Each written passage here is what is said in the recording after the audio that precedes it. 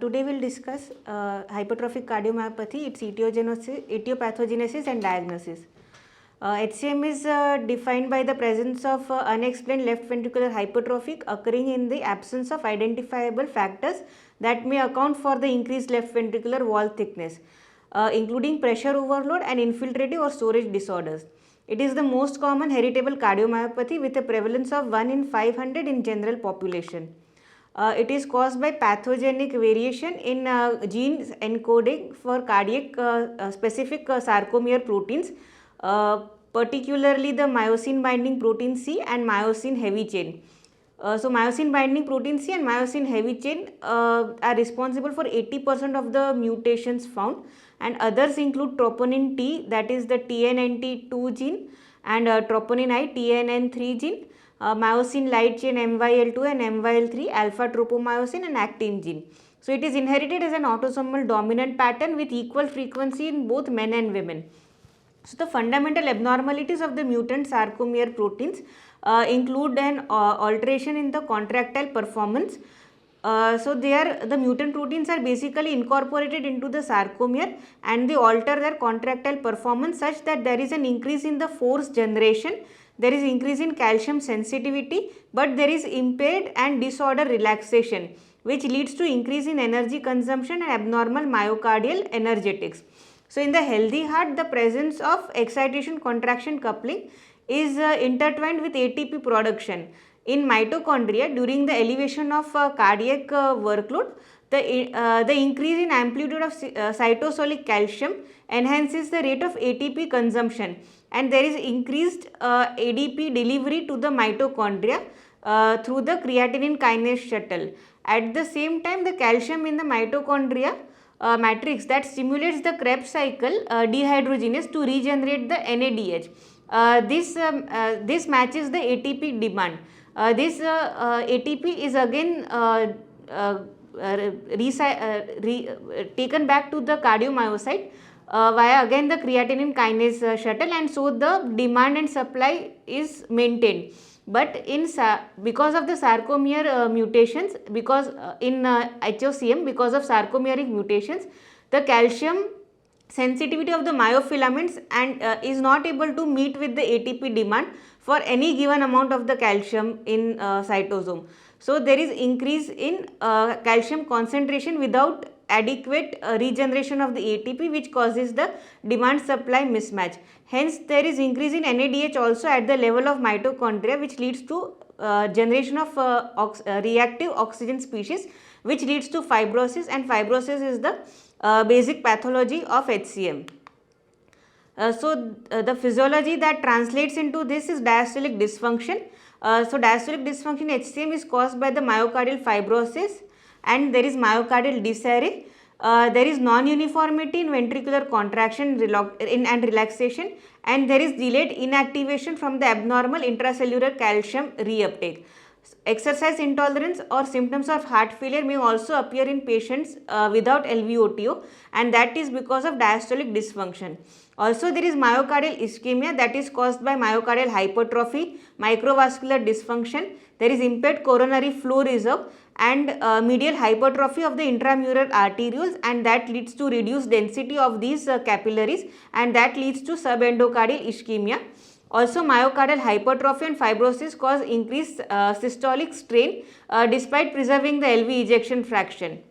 There is LV outflow tract obstruction, which is mainly because of septal hypertrophy that leads to narrowing of the LV outflow tract. Also, there is the dynamically displaced mitral valve leaflets, which are the mitral valve apparatus is pushed anteriorly along with the anatomic changes in the mitral valve and its apparatus, such as a longer leaflet, anterior displacement of the papillary muscle. Also, there is systolic anterior motion of the mitral valve leaflets, which also leads to LVOTO and high intracavitary pressure. Also, there is autonomic dysfunction in HCM patients in the form of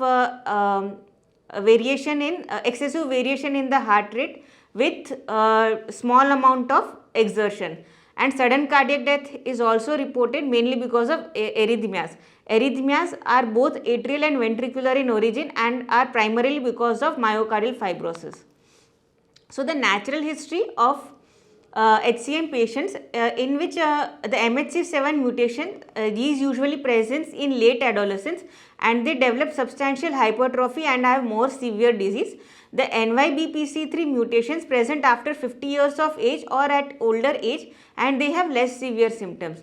The CNTN mutations, they have increased risk of sudden cardiac death, and CTNI mutations have greater predisposition of apical hypertrophy. So, almost 8% of all patients have adverse cardiac remodeling in the form of decreased LV systolic function less than 50%. HCM usually has increased LVEF, and ejection fraction with 50% is also termed as HCM with LV systolic dysfunction, and such patients have poorer clinical outcomes. Coming to diagnosis and morphology, a maximum wall thickness of more than 15 mm in adults is a threshold for diagnosing HCM. Also, a threshold of more than 13 mm for patients with family history of HCM, or if the individual carries the disease causing pathogenic sarcomeric gene variant. LV wall thickness at least 2 standard deviations greater than the body surface area corrected population mean is used to identify the pediatric onset of HCM. This is the histopathologic level, where the HCM is characterized by myocyte hypertrophy, disarray and fibrosis. These changes are not uniformly distributed and rather affect the deeper layers of the myocardium more. So, endomyocardial biopsy is generally not very useful in diagnosing HCM. Here we see the different types of hypertrophy in HCM, where asymmetric septal hypertrophy is the most common morphologic pattern of HCM and is most likely associated with pathogenic sarcomeric mutant protein. Also, apical HCM involves the hypertrophy of LV distal to the papillary muscles and is more common in Japanese population. The clinical features of HCM, so dyspnea is seen in 90% of the symptomatic patients. Symptoms of HCM are not common, most commonly exertional dyspnea, which is in 90%, chest pain, fatigue and pre-syncope or syncope, with variability in severity of these symptoms even on day-to-day basis. So, dyspnea is the result of elevated left-sided filling pressure from diastolic dysfunction, outflow tract obstruction, mitral regurgitation and myocardial ischemia. Mechanism of ischemia encompasses increased demand due to LVH, reduction in the myocardial blood supply due to compression of the intramyocardial vasculature, abnormal vasomotor responses, vascular remodeling and abnormal coronary flow reserve. Exertional syncope and pre-syncope are likely due to LVOT obstruction, and when at rest they are usually because of arrhythmias. Also, atrial fibrillation is present in nearly 1 of the 5 patients and is accompanied by significant risk of stroke. On physical examination, the carotid pulse is brisk with spike and dome pattern. Alternatively, it can be Bispherians character with rapid rise, that is the percussion wave, followed by a mid-systolic drop, followed by a secondary wave, that is the tidal wave. Apical impulse is usually double or a triple ripple. The second heart sound is paradoxically split in 20%. The fourth heart sound may be present. The murmur of HCM is usually an ejection systolic murmur, which is a crescendo decrescendo at the left sternal border without any radiation to the carotid arteries. This murmur is present because of the left ventricular outflow tract obstruction. The pansystolic murmur of mitral regurgitation at apex, it can be high pitch blowing radiating to axilla. On dynamic auscultation, maneuvers that decrease the preload will increase the dynamic gradient and will lead to increase in the intensity of murmur. Such maneuvers include standing and straining phase of Valsalva. On ECG, LVH is seen in 70 to 80% of patients. Abnormal Q waves in the inferolateral leads is significant of disturbances of activation of the ventricular septum. In the second ECG, we see apical HCM, which is characteristically shows giant symmetric T wave inversion across the precordium. Atrial fibrillation is seen in 25 to 30% of these patients. On echocardiography, here we see the parasternal long axis and the parasternal short axis views at the mitral valve and the apical level. Also apical 4-chamber view, which is used to assess the left ventricular hypertrophy. A maximum end diastolic wall thickness of more than 15 mm anywhere in the left ventricle in absence of other causes of LVH is suggestive of HCM, and massive left ventricular hypertrophy more than 30 mm in any left ventricular segment is the risk factor for sudden cardiac death. On M-mode echocardiography, this shows anterior motion of the mitral valve leaflet and septal contact in mid-systole. The degree and the duration of the leaflet and septum contact is used to assess the gradation of the SAM. This also causes the left ventricular outflow tract obstruction. The grading of SAM is such that grade 1 is mild, in which there is no contact between the mitral valve leaflet and the septum with a minimum separation of more than 10 mm.